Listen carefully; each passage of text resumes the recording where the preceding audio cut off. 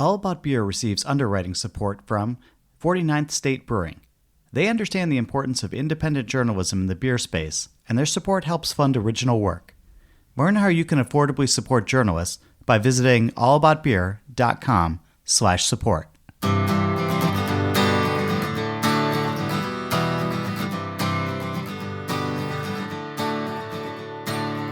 Welcome to Drink Beer, Think Beer, the podcast that gets to the bottom of every pint. I'm John Holl. This week, it's a wide-ranging conversation on the pursuit of perfection when it comes to beer. Brian McCay of Living Waters Brewing in Tennessee is here to share his journey, and you'll leave feeling inspired. You can keep up with all of the events we have going on and more by visiting our social media. We're at All About Beer across the major platforms. And if you have comments, guest suggestions, or just want to reach out, you can always email me at johnhall@allaboutbeer.com. Speaking of email, if you go to our website, which is just allaboutbeer.com, you can sign up for our newsletter. And that's one of the best ways to get all that we're producing right to your eyeballs. If you love smoked beer, and I hope you do, check in on This Week in Rauch Beer. Just go to the Facebook page. We're also on Instagram at TW Rauch Beer. Most importantly, we're supported by you. Head over to allaboutbeer.com/support and learn how just a few bucks can have a huge impact in supporting original journalism in the beer space. I know I say this every week, but we need you now more than ever to keep going. On that note, thanks to this episode's sponsors. Today's episode is brought to you by Stomp Stickers. Stomp is built for the business community, serving everyone from small independents to larger franchises. Whether you need low minimums for a limited batch or bulk pricing for your go-to products, they've got you covered. Join thousands of breweries that trust Stomp for their custom printing needs. Go to stompstickers.com and try them out and score 15% off of your first order with the code FIRSTRUN. Calling all hopheads. Dogfish Head's 60-minute IPA is a fantastically hoppy India Pale Ale that's beautifully balanced thanks to their unique continual hopping method. Delivering a pungent hop flavor that isn't crushingly bitter, 60-minute is continually hopped throughout the boil for a full 60 minutes. Starting to see where the name comes from? Check out dogfish.com to learn more and to find some 60-minute near you. Dogfish Head Craft Brewery, Milton, Delaware. Please drink responsibly. If you're running a brewery, owner or operator, Beer 30 by The Fifth Ingredient is the ultimate command center. The most powerful brewery management software on the market, Beer 30 handles the entire brewing workflow, from recipe development to production. Once your beer is brewed and ready, it seamlessly manages your inventory and streamlines your brewery's sales and distribution, all in the same easy-to-use platform. Beer 30 lets you get back to the beer and to the people that made you fall in love with this industry in the first place. And no other brewery management software gives you the ability to truly master your business and get the insights that you need to thrive in an increasingly competitive industry. Visit thefifthingredient.com/allaboutbeer today to learn more and receive 3 free months of Beer 30. A few weeks back, I was in Georgia for the Mighty Fine IPA Festival hosted by the always excellent Good Word Brewing. And the night before the big event, I was on the brewery's patio and got to meet Brian McCay of Living Waters Brewing in Nashville. We had such an enjoyable conversation about recipe development and hospitality, the changing nature of flavors, and how to navigate these tough times that it occurred to me that he should be on the show. And so he is. In a conversation recorded after we got back from Georgia, he shares his story on how he came to beer, how Living Waters has added a coffee element, and how they are growing responsibly, and where his brewing mind goes when he tries a new beer, including his own. I think you're going to enjoy this one. Here's our conversation. Ryan, thanks for being here. And there's a bunch of things I want to get into with you, but tell me how you spent your weekend.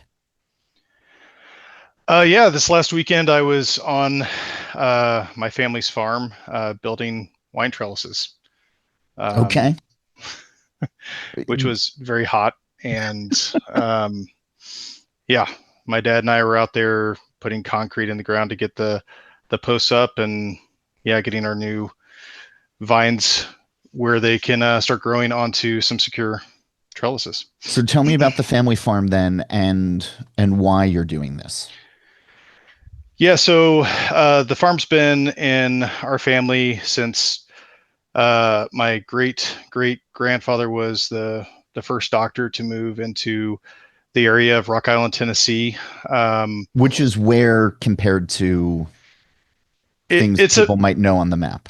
Yeah, so it's in the middle of nowhere. So if you drew a line between Knoxville, Chattanooga, and Nashville, and just drew toward the middle of Tennessee, they would intersect in Rock Island, Tennessee. It's Okay. about 2 hours from Nashville, 2 hours from Chattanooga, and a little over 2 hours from Knoxville. Yikes. So Okay. So family farm for quite some time. yeah, and so we have some land out there that's not really farmable, but for the traditional sense. And so we want to, it's this whole trying to get down to the roots of, can I grow all my inputs myself, and can I control that aspect of my brewing so that I have, some semblance of control over those things to make sure that I can grow it the way I want to grow it without pesticides and herbicides if I can help it. All those kind of things, so that you just know what you're putting into your product. But yeah. So you've been working on this for the last couple of years. Bringing Yeah. wine, bringing an orchard in for cider as well. Yeah. So really got into cider making, and I just am a student of fermentation, and so want to just see what I can do, and also see if I can do it ethically, and do everything correct. Learn more. It helps me in the rest of my brewing career, and so want to just see what I can do with it. And it's a challenge for me to try to grow things. And so far, it's been going really well. The trees and the vines are doing exceptionally well, and we already had fruiting this year, and it's just been 2 years of plant growth, and I had to cut all that off, but just to enhance the growth. But yeah, it's a good start considering it's Tennessee and we're very wet here. But we're going to do a Italian style of growth, Amarone, if you're familiar, which is a drying of the. Yeah, so Amarone is like a method by which you take the grapes off the vine and then you dry them for several months to like reduce their moisture content, because we have so much rain in Tennessee. It's one of the only ways I think that we can make good wine. Okay. And so that by reducing the moisture content, you're lowering your yield, but you're accentuating the flavors. So so we're going to do that to see if we can get it to work. It's the first time I think anyone, and I'm going to say I think because you just don't know. Right, because the second you say, yeah, we're the first, some Yahoo's going to come out of the woodwork and be like, we've been doing it for 55 years. Yeah, yeah, exactly. And so I planted a variety called Corvina on American hybrid roots, which is an Italian variety that's used in Amarone. And so that's like usually the bulk of that particular type. So we're going to see how it does. This is the first year. We had to plan for it, ask it to be grown for us, and then shipped to us. And then now we got it in the ground, and it's doing exceptionally well. Okay. So. I want to go back to something that you said before when you said doing it ethically. And I can you go deeper into that? Like what that means for you? Yeah, well, I mean, honestly, I think one of my biggest struggles today, when you look at corporate America, which is where I come from, and businesses, and even especially in the brewing industry, how do we pay our employees? How do we give them benefits? How do we take care of our people so that they're not running themselves ragged and having to work multiple jobs? And how do we give people a lifestyle that they can just work and then worry about taking care of the customer, but then also not have to worry about everything else? And yeah, that's one of my big ethos is taking care of people and trying to do the right thing. I don't always succeed, but I know that I'm not going to be a dick that is going to fire somebody because they disagree with me, or just all the negative things you hear, people not getting paid properly, people being taken advantage of, or, all the things. If I can employ the people myself, and then it's on me. It's either I suck or I can't feign ignorance that, well, I was just getting that from a supplier in such and such place. I don't know how they treat their workers, right? Yeah. Which is a big thing in the coffee industry too, which obviously we're a part of because we make coffee. It's like, how much are we paying that grower in Colombia for their coffee compared to what we pay people or what we charge people here in the US, which is a important conversation. Yeah, no, absolutely. And I want to talk about your coffee program as well, but that sort of dovetails into, when you started Living Waters, you had a very clear idea of what you wanted the business to be, at least. And if you can just sort of like talk about that, that journey, that beginning, and then where it is now, and if it is meeting those expectations you set for yourself. Yeah. So a big thing that the three of us started. So myself, Thomas Becker, who is one of our co-owners and also head seller person, and Gentry Wigginton, who is our head of coffee. When we set out to do this, it was Gentry had worked for one of those companies that I had mentioned where it did not go. He had a bad employer experience, right, where people were getting taken advantage of in the coffee industry. And Thomas came from a music background where musicians notoriously are taken advantage of by Oh, people, 100%. It's right? all about the exposure. Yeah. You can die from exposure is our favorite comment when we hear that. So our big thing has been, how do we create a unique environment that basically came down to, we set up our mission, vision, values, and we said, what do we want to be? Who do we want to be? And how do we want to do it? What is our guiding principle as a business? And we have set that and referred back to it at least a couple times a year. And it's all to go beyond usual to create exceptional beverage experiences for the people that come in our doors. And everything has to adhere to that principle. So if we're like, well, we want to do, I don't know, we want to do burritos.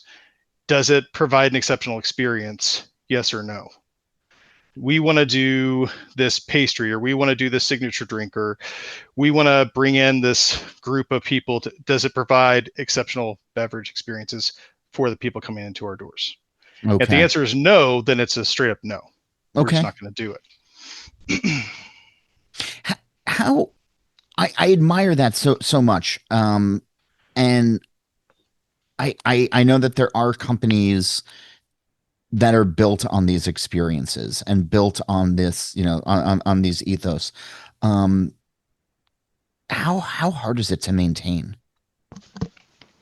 It's really hard, right? So, I mean, it all comes down to the people that work for us, right, and work with us every day.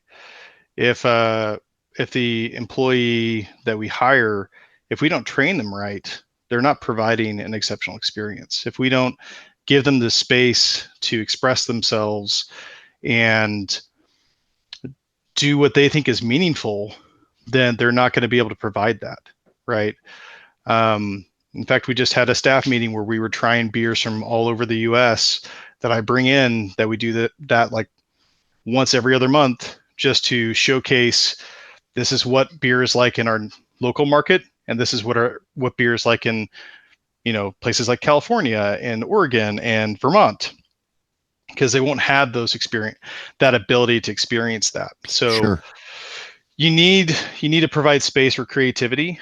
And we always start off the conversation by saying, you taste what you taste, and anyone who tells you that you are foolish for tasting something that you taste is wrong.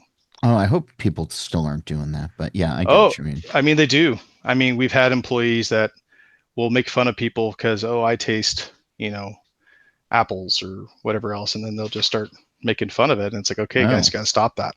yeah. Okay. It's kind of second nature. It's that superiority, pretension, right? That's still prevalent. Yes. But yeah, no, but again, going back to, just the staff training, the difficulty of it though, has it gotten easier over time, or is it still just you can't ever let up? Yeah, you can't ever let up. There have been times where I always tell everybody, trust your gut. If you're talking to somebody and the resume is great and the person seems to be good, but then there's something telling you there's something wrong, there probably is. Yeah. And for us, you learn from your mistakes, right? You want the vibe in your business to be great for everyone, and you want everyone to like everyone. And sometimes you'll bring in that person that you're like, oh, I really need somebody to work because this person is moving into a different job, and so we have shifts to cover. And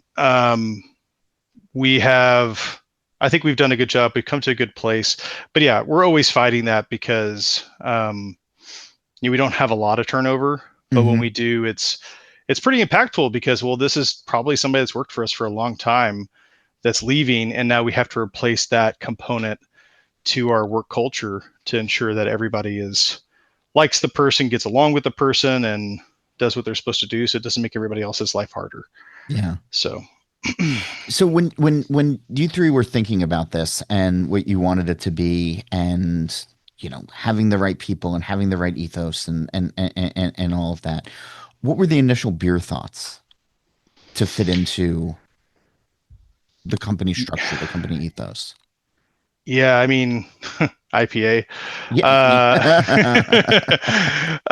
Yeah, I mean, initially we started off very low budget, Franken brew setup, and so I was limited by what I could and couldn't do. So we didn't make a lager for the first 2 years because we couldn't. We didn't have the Right. equipment for it.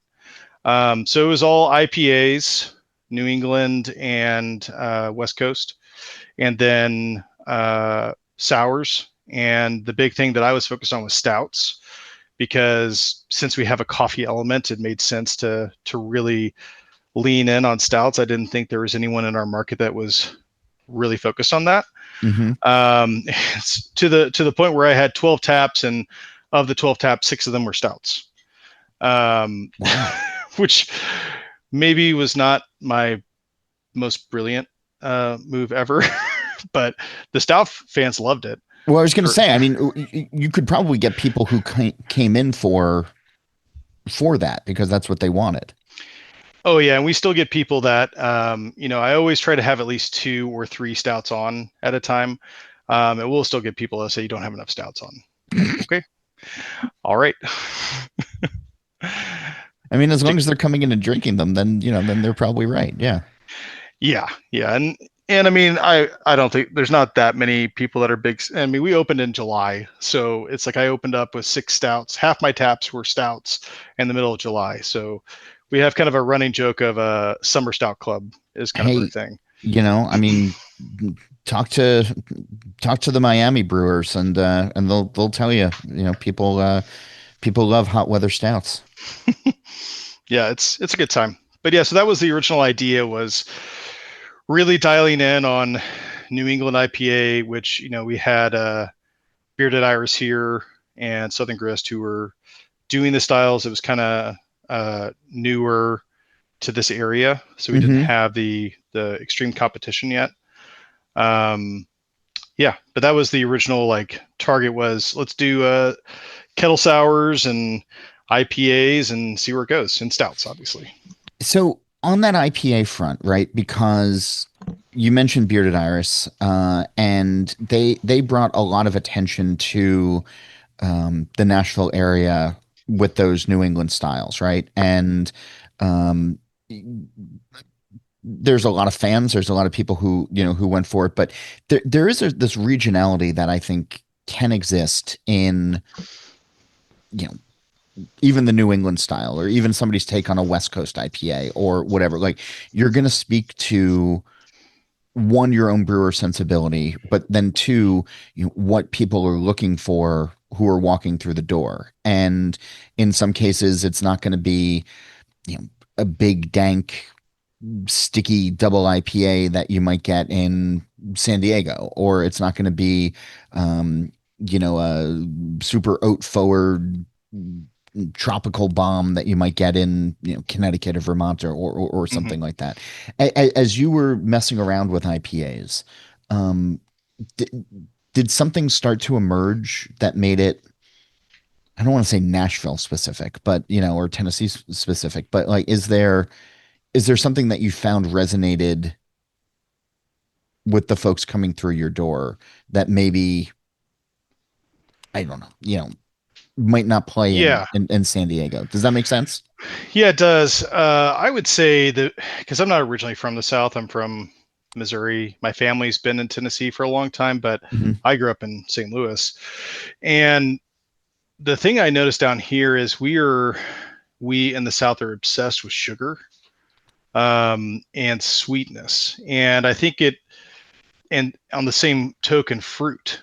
So when I look at the regionality of, having an IPA from Monkish, let's say, or Vinny at Russian River, two different styles, obviously, but the people walking the door, we would just hear this saying all the time, "Oh, I don't like IPAs," and we'd have to educate, what kind of IPA do you not like? And that comes down to how we do our ordering. And what about IPA? Is it the bitterness? Is it the pininess? Is it the fruitiness? Like, what don't you like? And then that tells us where to kind of direct them toward a Okay. West Coast or a New England.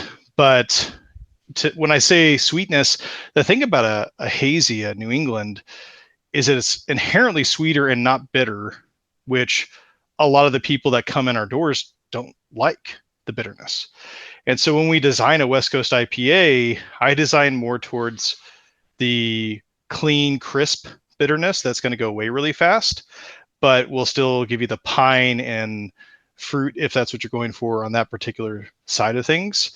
But I'm not going for a 200 IBU bomb, because I know my drinkers aren't going to want that, and then they're going to Right. walk away being disappointed, or I'm not going to sell a lot of it because I have to direct them towards other beers. Yeah. I mean, it sounds like you're taking the smart approach to it. Um, and I mean, when you talk about, sweetness, um, did that take tinkering? Did that take some time to dial in recipes to get it where, I mean, one, you're happy with it, Yeah. but two, you started to notice that it was clicking with people. No, yeah. I mean, when we're looking at New England style IPAs, there's just it just finishes higher, right? And so there's the inherent sweetness, and then we do some things to getting maltose to stay in solution, um, versus by having yeast prioritize simpler sugars, which then gets me to a finishing gravity or a final product that is sweet, but it's sweet with a vanilla kind of character, that you wouldn't see if you didn't add in those simpler sugars early in fermentation. Now, that's my opinion. That's what I've seen to be successful. Hmm. And also cultivating our yeast to want to do that and finish a little higher than I've seen other breweries finish. Okay. So it's been a lot of years, a lot of iterations and process. And then same with on the West Coast side of things, we kind of took a page from the cold IPA Okay. thing, and using rice in the malt bill to get that sweetness, that slight sweetness that you don't necessarily expect, from the rice, and then simplifying the malt bill to be all 2-row Pilsner. And by doing that, you're losing your crystal malts, so your traditional, crystal malts which add oxidation, but you're still maintaining some of that sweetness that you would get from those crystal malts, and then keeping the IBUs low so that I can achieve a slightly sweet IPA that's still crisp, still has that little bit of a bite, but it goes away really fast. Oh, interesting. It's kind of snip snappy is kind of the thing that I call it. Okay. Um, there's something on your website, and I want to Uh-oh. pull this up. Um, uh, that the name represents the ever-changing nature of flowing water yeast and the constant pursuit of perfection. And it feels like what you just said kind of touches on that, you know, and how you're approaching these beers. But what does brewing perfection mean to you? Yeah, so all of our beers are named after rivers and waterfalls, right? And except for like a couple of the stouts, which I name after like science fiction stuff. But that's just because of my interest. Uh, but yeah, like any river or waterfall, it moves, it changes, the flow changes over time, it erodes. This is more of an existential kind of thing. You never achieve perfection, right? The river doesn't ever, this is where I'm going to flow forever. I never change, right? It's always breaking down a little bit of the rock. It's always changing. We always change our recipes with one variable every single time we brew. And that's to educate me. I know what I did the last time I brewed that. What am I changing this time to make it better, right? Or maybe I'm changing it back and like, okay, that didn't work. So that's just that constant iteration because I'm never happy with the beers. I'm always dissatisfied and wanting to change something, and that's fine. It also means I can't relax when I'm drinking my beer. But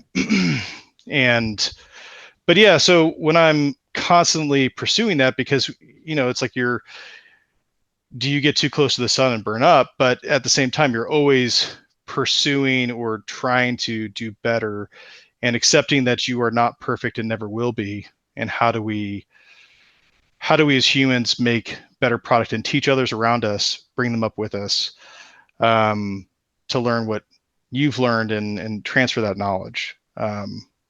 Anyways, that's more philosophical of an answer maybe than you were looking for, but No, not at all. No, I mean, I don't know what answer I was looking for. No, I mean, but that is, so walk me through when you're tasting one of your beers, right? And, maybe you're having difficulty with it. Everybody around you is like, oh, wow, this is this is great. Can you find one or two things that you like and then isolate those and then try to build? Because I'm curious about this, like, pursuit of perfection. Yeah. Well, I mean, anytime I'm tasting, I'm always trying to zero in, and we have a policy that when the brewers are tasting together, we don't talk about it until we've established our opinion. In other words, I'm not going to tell you, oh, this is a little too bitter on the front end. We need to adjust this, right? I wait for the others to taste it, and then we discuss it, and then discuss is that valid? Is it not valid? Should we do this or that? A good example would be we were tasting a sour that, it's a pastry sour. So it had marshmallow in it, and it's like it doesn't have enough I love that that's a sweetness. category, by the way, but yeah. Well, yeah, and it's like, okay, well, when you're doing a pastry sour, you're trying to hit a particular flavor target, which is blackberries and marshmallows. Okay, great. And it didn't have enough sweetness for me, but as we're talking through that, it's like the finish doesn't have quite enough. And then I recommend what I think we'll do to fix that for the next time, or if we can fix it on the fly.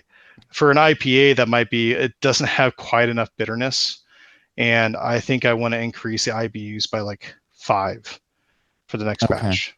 And those are those like small tweaks, but you're always trying to do that. Or maybe the water profile is way off, or it could be any number of things, but we do that exercise with every one of our beers before we go.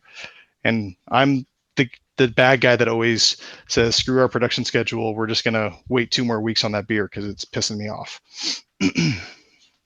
Yeah, but I mean, I guess that, that's better than the alternative, right? I mean, if at some point, if you're putting out beers that you're just not happy with, and I understand there's bills to pay and employees to keep happy or something, but like, I don't know, beer that makes the brewer happy, I feel like makes the whole business better. Oh yeah, You know, 100%. like and as a customer, I'm always frustrated when I'm given a beer by a brewer and it's like given with a shrug. Yeah, well, and that's, I think, one of the famous things that was said to me early on was, "Oh, that'll sell." That was Ugh, about a day before I dumped the beer. Um, but it was one of oof. those, "Oh yeah, like that'll sell. That'll be fine." Sure. Like, Yeah. and it's like, well, that's not what I'm, because I was tasting another brewer on it because I was like, man, this is a problem. How do I fix this? It was early in our career as brewers, and it's like, man, like I don't know how to fix that. And they're just like, oh, this is fine. I'm like, it's not. Yeah. It's really not. How do we? What would you tell me? How would you recommend to me to fix that?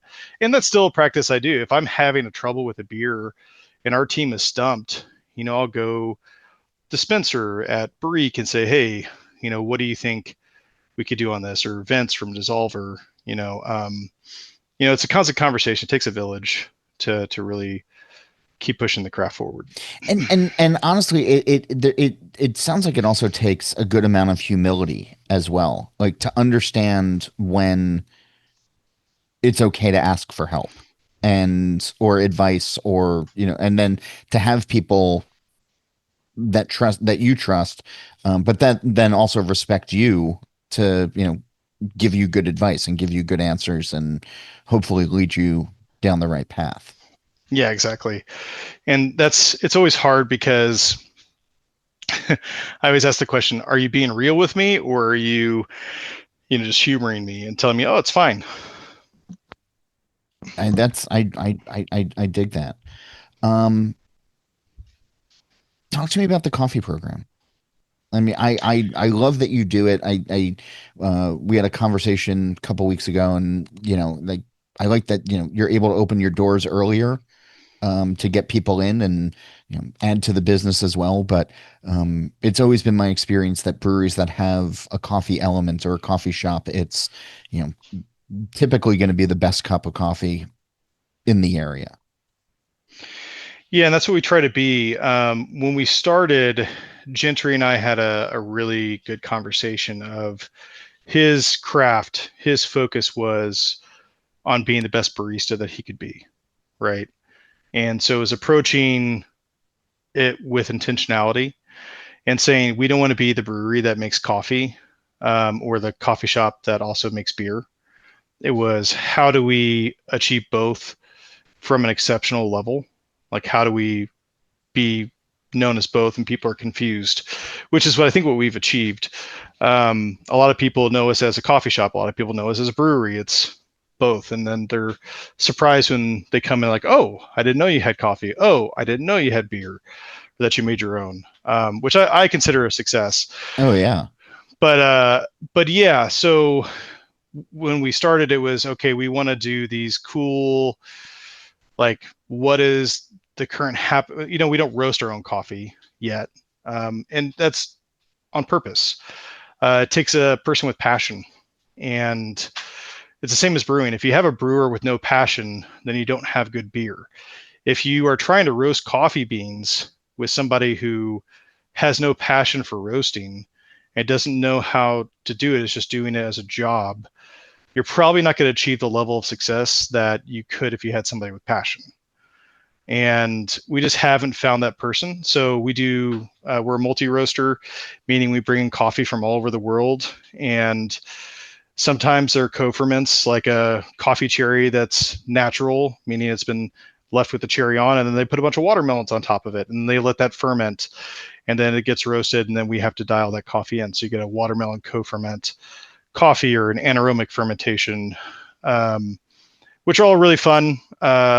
That's why I always get our pour overs when I come in, Hmm. because don't get me wrong, I like a good pot of coffee, but and I'm not gonna turn my nose up at, the necessary when you're getting up at 3 o'clock in the morning. But yeah, I love what we do, and we always try to do seasonal mocktails as well with coffee. And yeah, we're kind of a co-work space slash brewery slash, yeah, it's just kind of creative area, which is what I love. I dig that. As you think about the growth of the business, and what you want it to be, and how it's evolved. Maybe not growth is the right word, but the evolution of it. And you seem to be always studying, tinkering, I mean, striving for that perfection.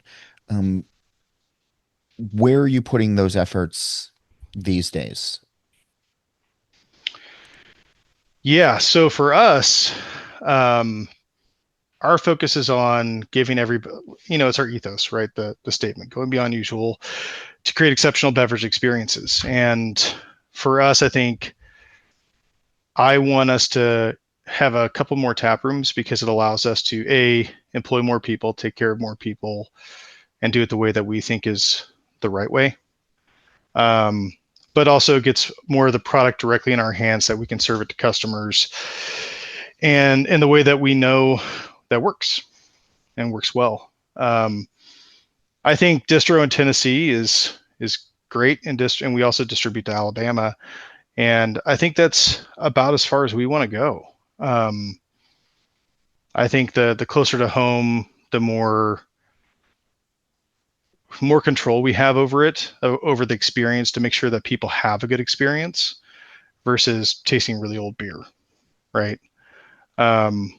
And that's kind of what I'm comfortable with, but I don't know if that answers your question. It's as much as I can direct to consumer, is where I want to be, Yeah. because it just makes sure that, if a beer's old or it's not tasting right in our tap rooms, I can just say, no, take that off.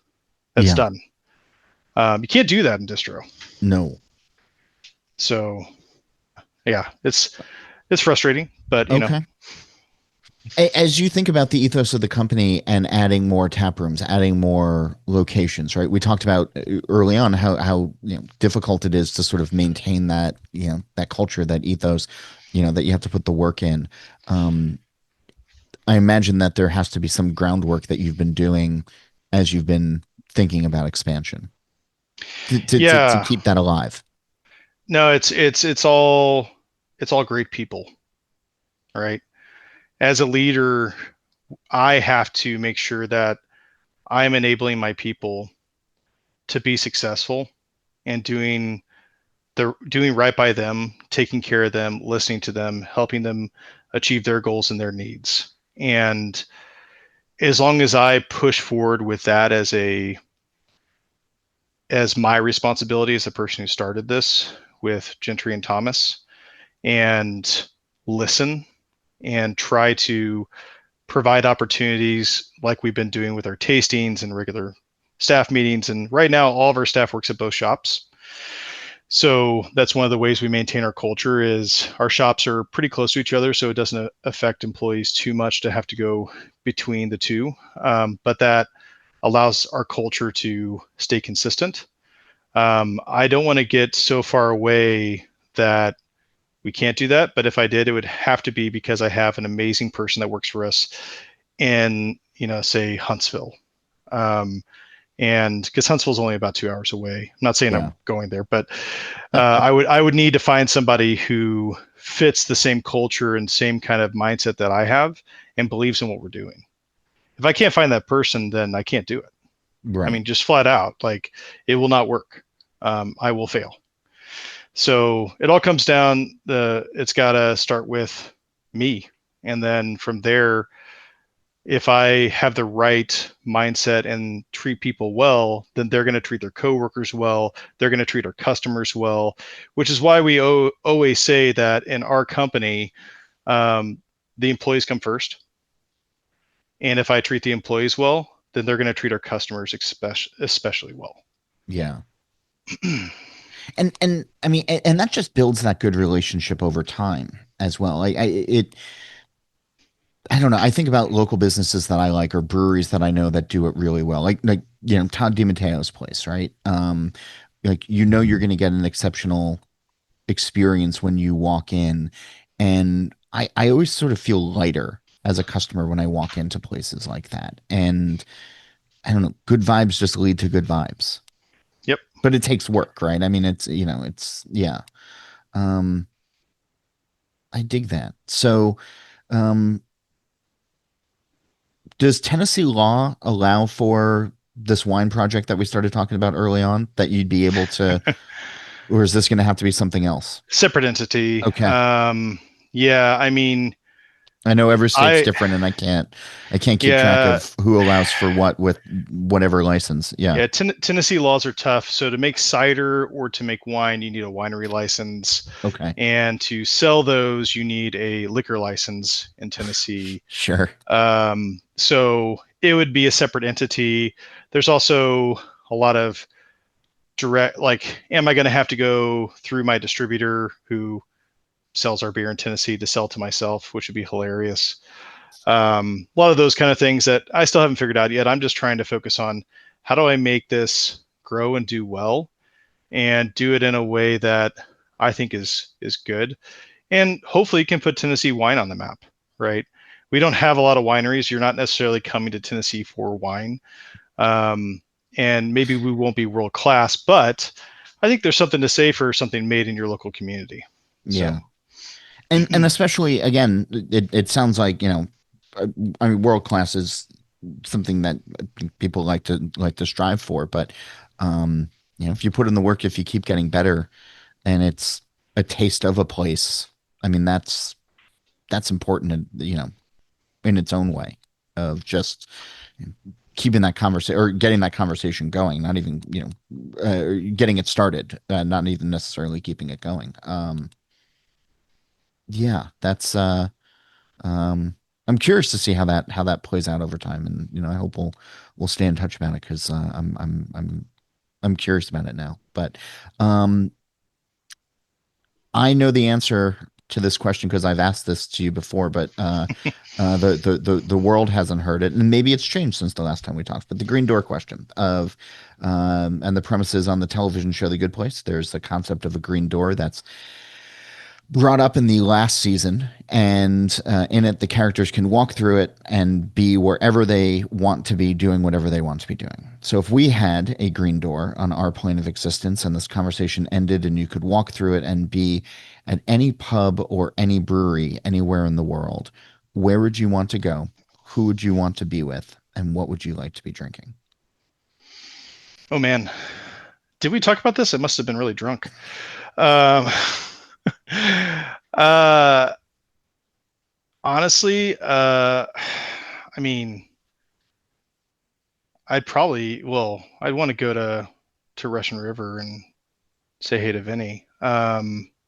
That's, if I could go anywhere right now, that's where I would go, and hang out there with the other brewers on my team, and my GMs, because we're all friends, and that's who I'd want to be with. Barring that, probably Japan, and Ooh, hanging out with some sake brewers out there, just because they're, a lot of the concepts of our business come from the time that I spent in Japan, because there's this concept in Japan of always striving to meet perfection, just a singular focus on how do we make the best thing that we possibly can, whatever they're doing, whether it's they're working at a retail store, or working at a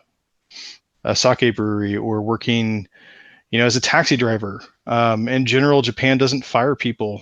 There is no attrition. There is no turnover. You work a single job for most of your life, and that culture may be changing, but so there is this idea of like constant pursuit of getting better. And you'll meet a sushi chef who will say, "Oh, I've been doing this for 30 years, but I still have so much to learn. I'm not a master yet." Right? And yeah. that's how I kind of apply a lot of what we do. So, two answers. If it's just me hanging out and trying to have fun, I'm going to go to Russian River. If it's me wanting to like learn something new and just experience something new, yeah, I'd go to Japan. I love it. That's awesome. Thanks for taking the time. Thanks for, Yeah.